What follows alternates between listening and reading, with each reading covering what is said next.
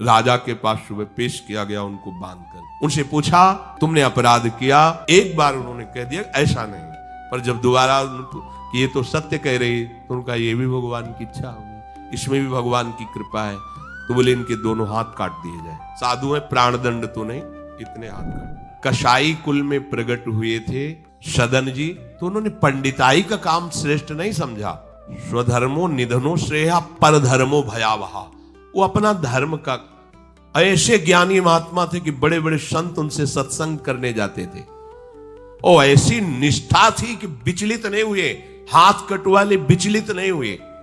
जा रहे थे जगन्नाथ जी के दर्शन करने, तो संयम से चलने वाले पुरुषों के चेहरों में आकर्षण ही होता है।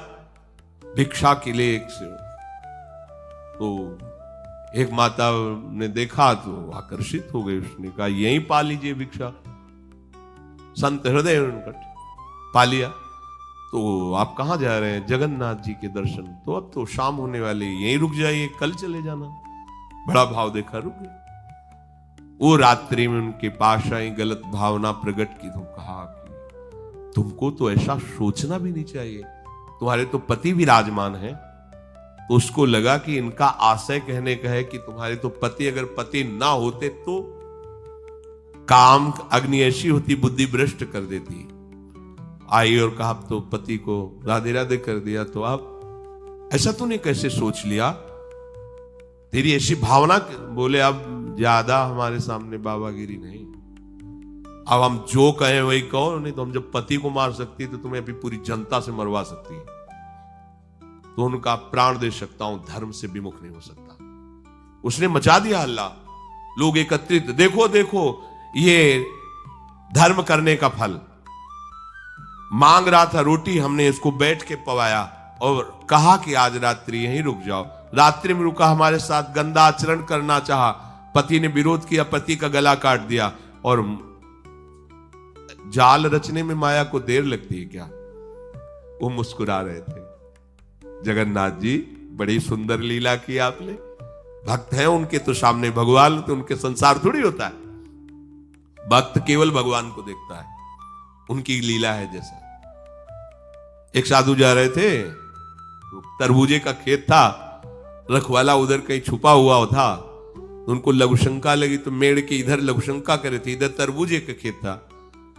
उसने समझा कि कोई तरबूजा चुराने के लिए झुका, तो लाठी लेकर सीधे आया और पीछे से लाठी मारी। अब मस्तक खुल गया, रक्त बहने लगा। जब वो घूमे तो देखा कंठी तिलक महात्मा। उनका अरे महाराज, हमने समझा गांव का कोई चोर है तरबूज चुराने के लिए। तो उनका हम तो जानते हैं ना आपको, आप ऐसे ही लीला करते रहते हो। बोले नहीं, हमने पहली बार किसी को मारा है, दोबारा नहीं। बोले हम जानते हैं आपको। तो बोले महाराज क्षमा करो, चलो आपको अस्पताल ले चलते हैं। बोले ये भी हम जानते हैं आपको। और वो तो अपने भाव में वहां ले गए। डॉक्टर ने पट्टी लगाई और एक आदमी आया और उसने कहा साधु को कोई ऐसा पीड़ा दे सकता है? तुम चिंता मत करो। गरम दूध लाया, मीठा करके पिलाया। कहा महाराज आप चिंता मत। बोले हमें चिंता नहीं, लेकिन हम तुम्हें देख करके कह रहे इतना छलिया हो तुम। मतलब हमने क्या, दूध है, चीनी है, इसमें मिला दिया हमने, कोई और तो इसमें जहर तो मिलाया नहीं। हम जान रहे हैं ना, तुम ही वो पहले लाठी से मारा, फिर अस्पताल लाए, तुम ही ने पट्टी बांधी और तुम ही हमें दूध पिला। बोले महाराज नहीं, ऐसा ऐसा करके फंसा क्यों रहे हो हमको? हमने ऐसा। बोले हम तो अब तुम हमें भुलावे में नहीं डाल सकते, तुम ही हो, तुम ही हो। वो अपने भाव में है, वो सामने वाले का। तो साधु अपने भाव में होता है। तो सदन जी आनंदित है, हे भगवान ये तुम्हारी लीला है। राजा के पास सुबह पेश किया गया उनको बांधकर। उनसे पूछा तुमने अपराध किया? तो उनका ऐसा नहीं। बोले ये आपके, तो बोले जो कह रही है इसमें भी भगवान की कृपा है। अब वो इस बात को समझ नहीं पाए। एक बार उन्होंने कह दिया ऐसा नहीं, पर जब दोबारा कि ये तो सत्य कह रही, तो उनका ये भी भगवान की इच्छा होगी, इसमें भी भगवान की कृपा है। तो बोले इनके दोनों हाथ काट दिए जाए। साधु है, प्राण दंड तो नहीं, इतने हाथ काट दिए, छोड़ दिया जगन्नाथ जी के सामने। हाँ प्रभु, हाथ तो वही ले लिए थे, ले जोड़ के प्रणाम करते आपको। वो आप तो सब जान ही रहे, अपराध नहीं, इसलिए देखो हृदय आनंदी थे, इतने कष्ट में, और ये भी ऐसे हाथ जोड़ने को किया, नवीन हाथ जागृत हो गए। और भगवान प्रसन्न होकर के, भगवान जब बातचीत करते हैं तो यही बातचीत अपने से होने लगे तो आप नहीं सुन पाएंगे, जिससे होगी वही सुन पाए।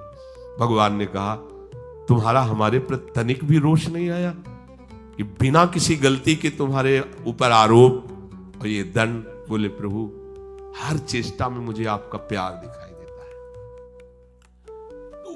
वो करके इतने बड़े महात्मा है कि जहां आप भयभीत हो जाएंगे भैया वो ऐसे तो हम धर्म से चलते हैं, पर अब सब जान जाएंगे, दंड मिलेगा, इससे अच्छा चल भैया जैसा तेरा। नहीं, प्राण चले जाएंगे धर्म। और कार्य क्या करते हैं, ये अपने कर्म को छोटा मत समझो, चाहे किसानी हो, चाहे व्यापार हो, छोटी सी दुकान है, अच्छा है, नाम जप कर रहे हो, 10, 20, 50, 100 जो भी मिले, आटा दाल नमक रोटी खाओ पियो, तुम्हारा परिवार आगे चलकर बहुत उन्नति को प्राप्त होगा।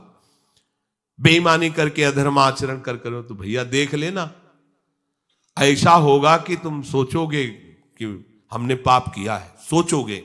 एक दिन तुम्हें बैठ के रोना पड़ेगा अपने परिवार के लिए जिनके लिए तुम पापाचरण करते हो।